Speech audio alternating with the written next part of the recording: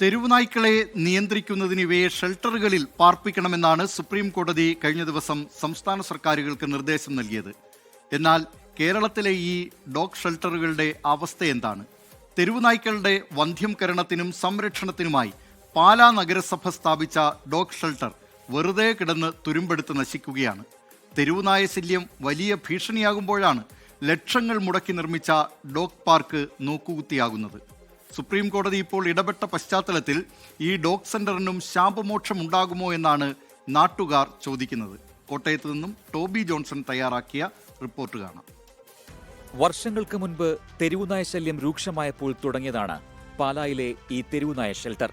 വന്ധ്യംകരണത്തിനൊപ്പം തെരുവുനായകളെ vaccine നൽകി സംരക്ഷിക്കാനുള്ള സൗകര്യവും ഇവിടെ ഒരുക്കിയിരുന്നു. എന്നാൽ ഇപ്പോൾ ഇവിടുത്തെ അവസ്ഥ ഇതാണ്. കൂടുകളെല്ലാം തുരുമ്പെടുത്ത് നശിച്ചു. കാടുകയറി കിടക്കുന്ന പ്രദേശത്തേക്ക് കയറിച്ചെല്ലാൻ പോലും സാധിക്കാത്ത സ്ഥിതി. ഇതോടെ പൂർണ്ണമായും ഉപയോഗശൂന്യമായി കിടക്കുകയാണ് ഈ പദ്ധതി.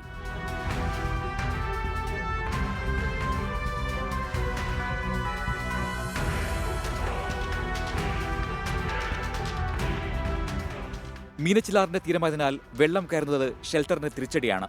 കൂടാതെ അശാസ്ത്രീയ നിർമ്മാണവും പദ്ധതി പാതിവഴിയിൽ മുടങ്ങാൻ കാരണമായി. തെരുവുനായ ശല്യം രൂക്ഷമാകുമ്പോൾ ഡോഗ് സെന്ററിനെ കുറിച്ച് ചർച്ചകൾ വരും. എന്നാൽ അതിനുശേഷം എല്ലാം കെട്ടടങ്ങും.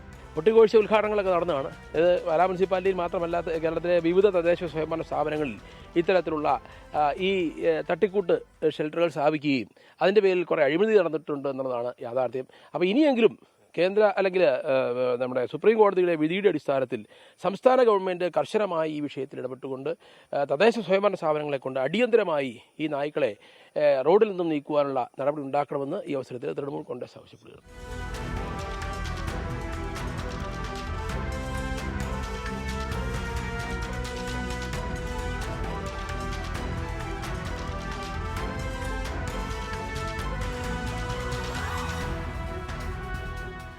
ഒരേ സമയം 60 നായകളെ സംരക്ഷിക്കാൻ ഇവിടെ സാധിക്കുമായിരുന്നു.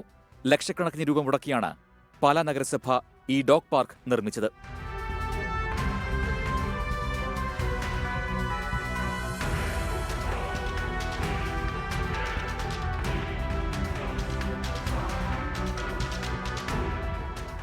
തെരുവുനായ ശല്യത്തിന് പരിഹാരം കാണാൻ നിരവധി പദ്ധതികൾ നമ്മുടെ നാട്ടിലുണ്ട്.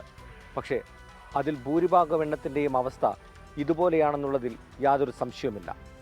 സുപ്രീം കോടതി ഇടപെട്ട പശ്ചാത്തലത്തിലെങ്കിലും ഇതിന് മാറ്റം വരുമെന്നാണ് പ്രതീക്ഷിക്കുന്നത്. കോട്ടയത്ത് നിന്ന് അരുൺ നീണ്ടൂരിനൊപ്പം ടോബി ജോൺസൺ, 24.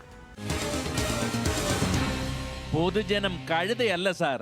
ലോകത്തെവിടെയായാലും ഏത് സമയത്തും 24 വാർത്തകളും ഓഗ്മെന്റഡ് റിയാലിറ്റി പാക്കേജുകളും എക്സ്പ്ലെയിനറുകളും വിശദമായി കാണാൻ ഞങ്ങളുടെ യൂട്യൂബ് ചാനൽ നിങ്ങൾക്ക് സബ്സ്ക്രൈബ് ചെയ്യാം.